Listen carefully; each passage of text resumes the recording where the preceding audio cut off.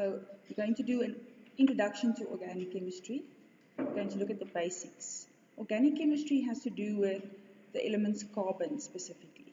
So carbon and actually hydrogen and oxygen as well. So we have carbon, hydrogen and oxygen as the main elements that we look at here. The first homologous series that we look at is called the alkanes. The alkanes can be identified as a series by the fact that between the carbons in the main chain you'll only find single bonds. These single bonds tell you that you're dealing with the alkanes. Remember that carbon can form bonds with 4 other elements, or can form 4 bonds, which means 4 single bonds or 1 single bond and a triple bond, etc. So when we work with alkanes, our suffix will be ane. Then we have the alkenes. Alkenes can be identified by the fact that we have a double bond somewhere in our main chain of carbons. The suffix will be ene. Now when we get to the naming structure, it will become important to know where the double bond is situated in that chain. But for now, we're just looking at the basics. And then after our alkanes, alkenes, we have our alkynes. The alkynes have a triple bond somewhere in the chain. The suffix here will be yne. So for these 3, we can see that the general formula is going to change, which means the amount of hydrogens around the carbon main chain might change, depending on how many spots are available for hydrogen to bond. So our suffixes here, ane, ene, and yne. The next one that we're going to look at is actually also a type of alkane, but it's called a haloalkane. So a haloalkane also has a different name. It's called the alkyl halides. Same thing. A haloalkane is basically carbon chain with single bonds, and somewhere we have chlorine, bromine, fluorine or iodine, the 4 main elements that we work with in matric in group 7 or group 17. So when we name a haloalkane, the suffix is still going to be ane, but important when it comes to naming this specific molecule, the chlorine or the bromine or the iodine or the fluorine will go before our stem. I'll talk about the naming a little bit later. So this is our 4th homologous series that we're looking at. Then the 5th one, alcohol. Alcohol can be identified by a hydroxyl group somewhere in the chain. So if we have a chain of 3 carbons, for example, there will be oxygen and a hydrogen attached to that main chain. The alcohols, the name will end with OL. It's actually ANOL, but later on when we indicate the position of this specific hydroxyl group, it will, for example, be, this is propanol, so this will be propan-2-ol, because the functional group is on the 2nd carbon.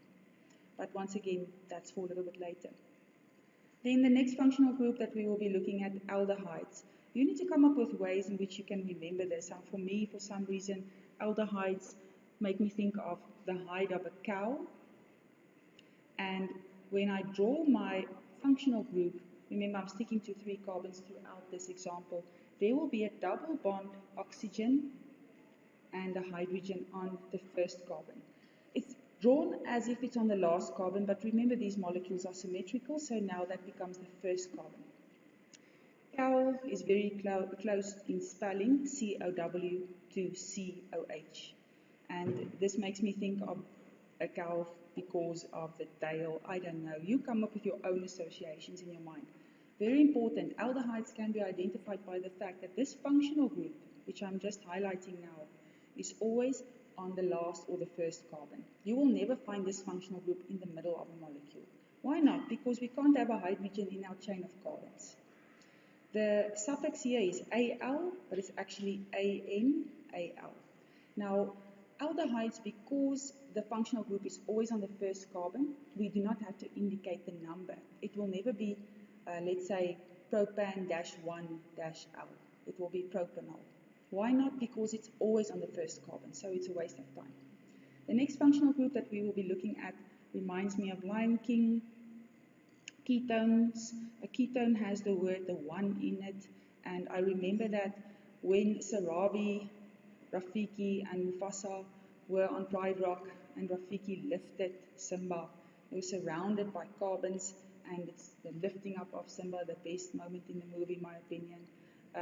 This is how I remember ketones. The ketones, the suffix here is also 1, O-N-E. It's actually A-N, O-N-E, but once again, we are going to split the A-N and the O-N-E to indicate the position. So for this would have been propan-2-O-N-E. Then we're going to look at carboxylic acids. Carboxylic acids are actually familiar to you already. Ethanoic acid diluted is vinegar that we have at home. So carboxylic acids as a functional group, very important. Carboxylic acids, if I draw a 3-carbon chain, there will be a double bond oxygen and then single bond O and H. Notice the difference between carboxylic acids and aldehydes. So for aldehydes we have the C double bond OH. For carboxylic acid, C double bond O OH. Slight difference there between the two, but a very important difference nonetheless. So our suffix here is going to be oic acid. It's actually enoic acid, but we know once again that there's a split between the AN and the oic for the position of our functional group. And then the last one, esters, and this is also what your first practical will be based on. An ester is actually a combination of an alcohol that loses its hydrogen and a carboxylic acid that loses its hydroxyl group and then combines. So this is the functional group. I'm going to stick to 3 carbons as I've done all throughout. So I will have a 3-carbon chain and then my oxygen. I'm looking at this alcohol here that I'm using. And then next to that I'll have a carbon, it's this one over here, with its double bonded oxygen, and now I'm just placing the other 2 carbons on the opposite side of it. Now our suffix here is O8, it's actually anoate once again. This is an example of propyl propanoate.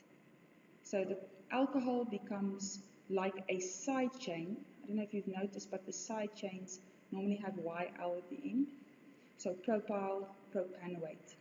The O8 part of the name will be where the double bonded oxygen can be found. So what do you have to do? You have to become familiar with the various homologous series. Each functional group, they often like to ask the functional groups drawing the structural formulae in tests and exams. You have to be able to identify the molecule using the molecular formula, and then you must also be able to identify the naming of these molecules. The naming we will do again at a later stage.